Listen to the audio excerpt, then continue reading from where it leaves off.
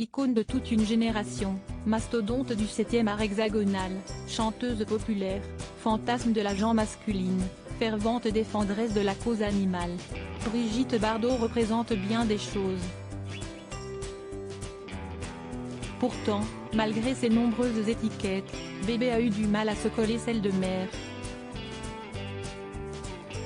Dans la nouvelle biographie qui lui a été consacrée, Et Bardot créa la femme, rédigée par Catherine Riwa et publiée ce jeudi 20 avril aux éditions de l'Archipel, la muse de Serge Gainsbourg a ainsi été dépeinte dans ce rôle qui ne lui a pas collé à la peau, elle qui est devenue maman d'un petit Nicolas en 1960, né de son union avec son second mari, Jacques Charrier. Elle ne sait pas comment s'y prendre avec son bébé. Et le bébé ne sait pas comment faire avec sa mère. Brigitte se plaint que, dès qu'elle approche, il hurle. A ainsi relaté l'autrice.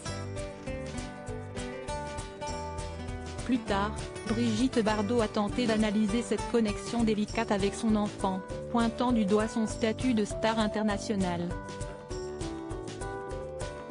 Quand Nicolas est né, en 1960, l'hystérie autour de moi, s'était-elle ainsi remémorée dans un entretien accordé au magazine Point de Vue en 2020 et dont Vanity Fair a rapporté quelques extraits.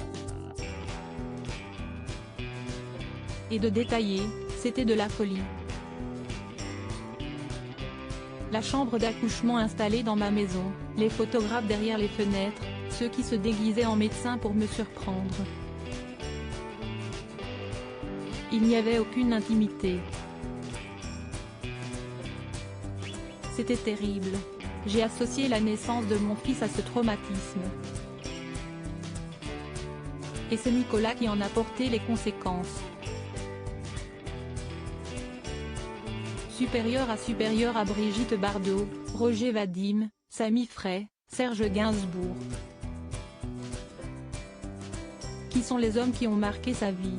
C'était comme une tumeur qui s'était nourrie de moi. Brigitte Bardot et son fils unique n'ont malheureusement pas réussi à établir au fil du temps une réelle connexion, et aujourd'hui le dialogue semble totalement rompu entre eux.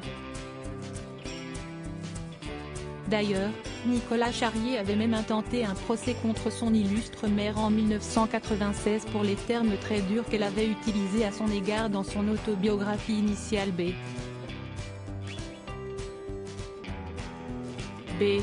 Édition Grasset. En effet, celle qui fut également mariée à Roger Vadim avait décrit sa grossesse d'une façon on ne peut plus crue. C'était comme une tumeur qui s'était nourrie de moi, que j'avais portée dans ma chair tuméfiée, n'attendant que le moment béni où l'on m'en débarrasserait enfin. Le cauchemar arrivait à son paroxysme, il fallait que j'assume à vie l'objet de mon malheur. Article écrit en collaboration avec 6 Médias Crédit Photo, agence.